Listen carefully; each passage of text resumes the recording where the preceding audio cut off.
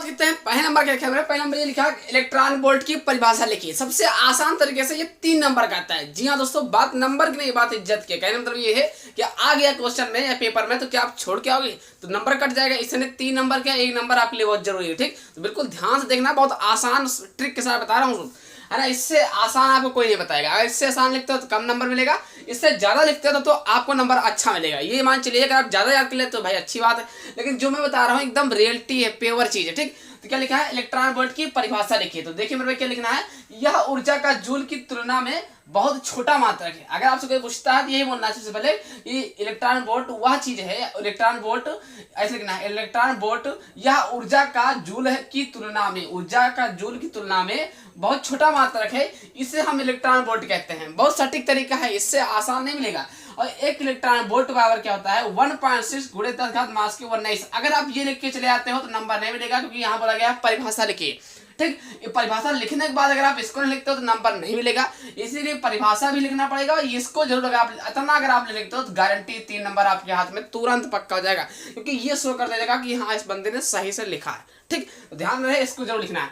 अब बात करते हैं दूसरा नंबर क्या है। दूसरा नंबर क्वेश्चन भी इंपॉर्टेंट है, तो अच्छे से तैयार करना है। क्या लिखा है, विद्युत क्षेत्र तीव्रता का मात्रक। अब रही बात क्या है, विद्युत क्षेत्र तीव्रता का मात्रक, देखिए हर टीचर कई प्रकार से लिखते हैं, लेकिन मैं जो बता रहा हूँ सबसे आसान है याद करने के लिए। क्या लिखा है, किसी बिंदु पर एकांक परीक्षण आवेश, इसे क्या बोलते हैं, एकांक परीक्षण आवेश। तो ऐसे याद करना है, किसी बिंदु पर एकांक परीक्षण आवेश पर लगने वाले बल को विद्युत क्षेत्र तीव्रता कहते हैं। लगने वाले बल को ही विद्युत क्षेत्र तीव्रता कहते हैं, है ना। E बराबर F वेक्टर बटे Q नॉट। अब रही बात की मात्रक क्या है, न्यूटन प्रति कूलम।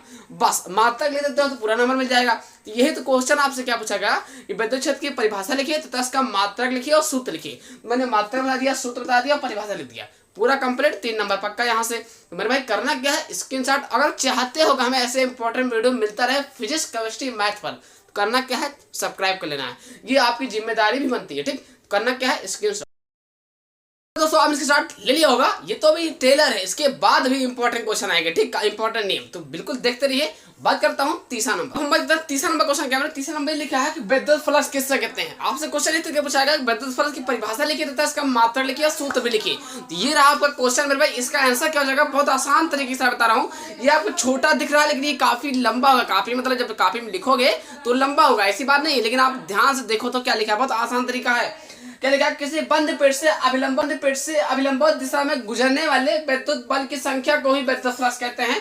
ठीक, मैंने क्या बोला, किसी बंद पेट से अभिलंब दिशा में, क्या लिखा है, किसी बंद पेट से अभिलंब दिशा में गुजरने वाले विद्युत बल की संख्या को ही विद्युत फ्लक्स कहते हैं। इसका मात्रक क्या होता है, वोल्ट से मीटर होता है। वोल्ट से मात्रक क्या होता है, वोल्ट से मीटर होता है। बात की जाए सूत्र क्या है मेरे भाई, तो सूत्र क्या जाएगा, फाई बराबर इंटू ए कॉस थीटा। ये रहा विद्युत फ्लक्स का सूत्र। विद्युत फ्लक्स किससे लिखते हैं, तो फाई ई से लिखते हैं। मैंने मात्रा बता दिया, किसे कहते हैं ये भी बता दिया। अब बात करते हैं चौथा नंबर क्या है, धारा घनत्व। धारा घनत्व की परिभाषा लिखिए तथा इसका बीमा लिखिए तथा इसका मात्रा लिखिए तथा इसके सूत्र को। चौथा नंबर क्या है, धारा घनत्व किसे कहते हैं। आपसे क्वेश्चन इस तरीके से पूछाएगा कि धारा घनत्व की परिभाषा लिखिए, इसका मात्रक लिखिए, इसका बीमा लिखिए, इसका सूत्र लिखिए और किससे लिखते हैं ये बताइए। ये रहा क्वेश्चन। तो बात करते हैं मेरे भाई, आंसर क्या हो जाएगा, किसी चालक में किसी बिंदु पर, यहां से याद करना है लेकिन इसको याद लिख देना है। ठीक, यहां से लिख, किसी बिंदु पर प्रति एकांक क्षेत्र, क्या है, किसी बिंदु पर प्रति एकांक क्षेत्रफल से अभिलंब दिशा में गुजरने वाली धारा को उस बिंदु पर धारा घनत्व कहते हैं। नहीं समझ पा रहे हो, क्या लिखा है, किसी बिंदु पर प्रति एकांक क्षेत्रफल से अभिलंब दिशा में गुजरने वाली धारा को उस बिंदु पर धारा घनत्व कहते हैं। इसे जे से, मतलब जे से लिखते हैं या जे से प्रदर्शित करते हैं। मात्रक की बात की जाए मेरे भाई तो एम्पियर प्रति मीटर स्क्वायर। यह सूत्र क्या होता है, तो जे बराबर आई बटे ए। अब रही बात की सर आई क्या है, तो आई आप बात की जाए कि धारा घनत्व का सूत्र क्या होता है, तो जे बराबर आई बटे ए। अब रही बात की जे क्या है, जे आपका धारा घनत्व है। ठीक, आई क्या है, तो आई आपका धारा है, ए क्या है, तो ए आपका एम्पियर है। ये आपका सूत्र बता दिया। ठीक, ए से बोलते हैं एम्पियर, आई से बोलते हैं धारा, जे से क्या बोलते हैं, धारा घनत्व। ठीक, रही बात बीमा के भाई, तो आपको ऐसे ब्रेकर लगाना है, एम की घात 0 एल स्क्वायर वो भी माइनस के, टी की घात 0 ए की घात 1, मतलब ए इनवर्स, ब्रेकर दोनों तरफ से क्लोज। बस इसी तरीके से आपको नोट करना अच्छे से आपको नोट्स में। ठीक है भाई, करना क्या है, स्क्रीनशॉट। जिसे तो आप इसके साथ ले लिया होगा। अब हम बात करते हैं 5वां नंबर। ठीक, तो अब हम बात करते हैं 5वां नंबर क्वेश्चन क्या है। 5वां नंबर लिखा है कार्यफलन। आपसे क्वेश्चन इस तरीके पूछा गया, कार्यफलन की परिभाषा लिखिए तथा इसका है ना सूत्र लिखिए। तो ये रहा मेरे भाई कार्यफलन किसे कहते हैं, तो वह न्यूनतम प्रकाश ऊर्जा जो किसी धातु से प्रकाश वह न्यूनतम प्रकाश ऊर्जा जो किसी धातु पृष्ठ से इलेक्ट्रॉन उत्सर्जित करने के लिए आवश्यक होती है। मैंने क्या बोला, वह न्यूनतम प्रकाश ऊर्जा जो किसी धातु पृष्ठ से इलेक्ट्रॉन उत्सर्जित करने के लिए आवश्यक होती है, उस धातु का प्रकाश विद्युत कार्यफलन कहते हैं। इसे W से प्रदर्शित करते हैं। कौन सा W? कैपिटल लेटर वाला। ठीक, W बराबर क्या होता है? HV0। ठीक, ये रहा आपका कार्यफलन की परिभाषा और सूत्र। बस इतना करते हैं तो यहाँ से 3 नंबर आपका पक्का है। जी हाँ दोस्तों, बात करते हैं छठा नंबर क्या है? कला संबंध शोध किससे करता है? कला संबंध शोध से आप क्या समझते हैं, इसको परिभाषित कीजिए। ठीक है भाई, ये रहा क्वेश्चन। आंसर क्या हो जाएगा कि ऐसे दो स्रोतों के जिनके बीच कलांतर सदैव नियत रहता है उसे हम कला संबंध शोध कहते हैं। बस इतना करोगे तो आपका 3 नंबर यहाँ से भी पक्का। जी हाँ दोस्तों, करना क्या है आपको? स्क्रीनशॉट। अगर आप चाहते हो ऐसे इंपॉर्टेंट वीडियो में मिलता रहे फिजिक्स, केमिस्ट्री, मैथ पर, तो चैनल को सब्सक्राइब कर देना है। बाकी कोई दिक्कत है, आपके कुछ कहना चाहते हो तो कमेंट बॉक्स में कमेंट कर सकते हो। ठीक, तो करना क्या है? स्क्रीनशॉट। हमने इसके साथ ले लिया होगा। अब हम बात करते हैं 7वां नंबर। अब हम बात करते हैं 7वां नंबर क्वेश्चन। 7वां नंबर लिखा है देहली तरंगदैर्घ्य कैसे कहते हैं? देहली तरंगदैर्घ्य की परिभाषा लिखिए, इससे आप क्या समझते हैं? ये रहा क्वेश्चन। इसका आंसर क्या हो जाएगा? किसी धातु पर आपतित प्रकाश की तरंगदैर्घ्य का वह अधिकतम मान जिससे तरंगदैर्घ्य का प्रकाश धातु, मतलब क्या लिखा है? किसी धातु पर आपतित प्रकाश की तरंगदैर्घ्य का वह अधिकतम मान जिससे तरंगदैर्घ्य का प्रकाश धातु पृष्ठ से प्रकाश इलेक्ट्रॉन उत्सर्जित कर सके, उन्हें हम देहली तरंगदैर्घ्य कहते हैं। यही रहा आपका परिभाषा। बस इतना ही करना है भाई। यहाँ से आप 3 नंबर या 4 नंबर में पक्का कर सकते हो। ठीक, अब ये तो मैंने अपना भाईचारा बता दिया है, बाकी इसमें मैंने बोला तो था नहीं किसको बताएंगे, नेत्र की समझ क्षमता, लेकिन मैंने इसको आप ऐसे ही बता देना, मतलब आप देख लीजिए। ये लगे है ना, काफी इंपॉर्टेंट है, यानी वेरी इंपॉर्टेंट लगा दिया। ठीक, आंसर क्या होगा कि नेत्र की वह क्षमता जिसके कारण नेत्र लेंस की फोकस दूरी में नजदीक व दूर की वस्तुओं को स्पष्ट रूप से देखा जा सकता है, उसे हम नेत्र की समझ क्षमता कहते हैं। ये काफी इंपॉर्टेंट है मेरे भाई, इसलिए आपका वेरी इंपॉर्टेंट लगा दिया। ठीक, आपको करना क्या है? स्क्रीनशॉट। स्टार्ट ले लिया होगा। अब 7वां नंबर कंप्लीट। अब हम बात करने हैं 8वां नंबर। ठीक, तो अब हम बात कर रहे हैं 8वां नंबर क्वेश्चन। क्या ऑप्शन ये पूछाएगा प्रकाश के व्यतिकरण से आप क्या समझते हैं, इसके आवश्यक प्रतिबंध लिखिए। जी हाँ दोस्तों, इसका आंसर क्या हो जाएगा? ये हो जाएगा कि जब प्रकाश किसी माध्यम में एक साथ चलती है तो माध्यम के विभिन्न बिंदुओं पर प्रकाश की तीव्रता उन तरंगों के अलग अलग तीव्रताओं के योग से भिन्न होती है।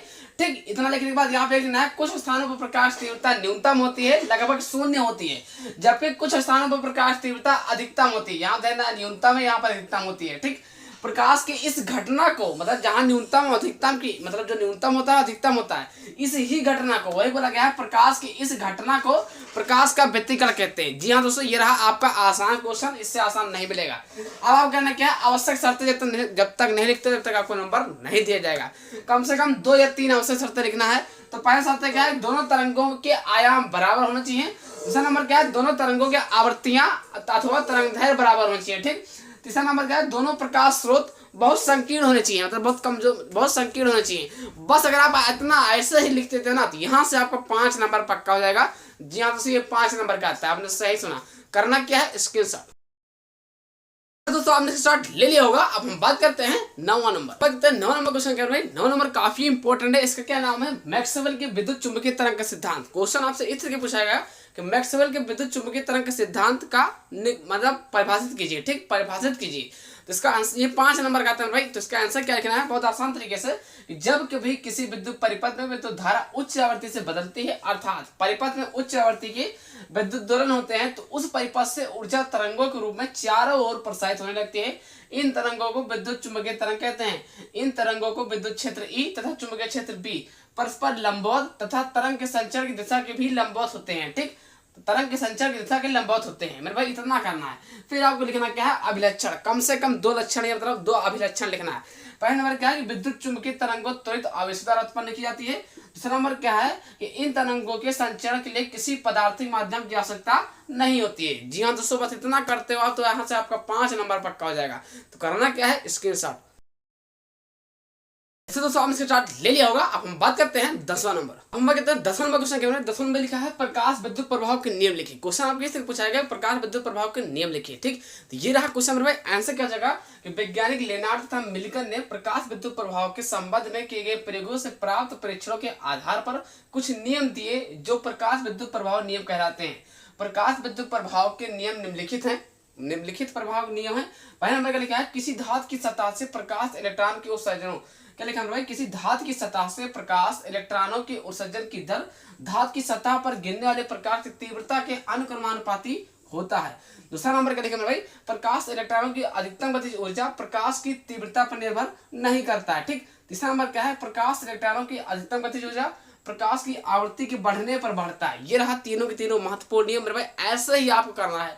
ठीक, तो 10वां नंबर कंप्लीट। अब आपको करना क्या है, स्क्रीनशॉट। इसके साथ ले लिया होगा। अब हम बात करते हैं 11वां नंबर। अब हम बात करते हैं 11 नंबर क्वेश्चन करो। 11 नंबर लिखा है कूलाम के नियम। जी हाँ दोस्तों, कूलाम के नियम किसे कहते हैं, ये परिभाषित करने वाला क्वेश्चन नहीं है, ये नियम वाला है। कूलाम के नियम किसे कहते हैं, आंसर दीजिए। ये रहा क्वेश्चन भाई।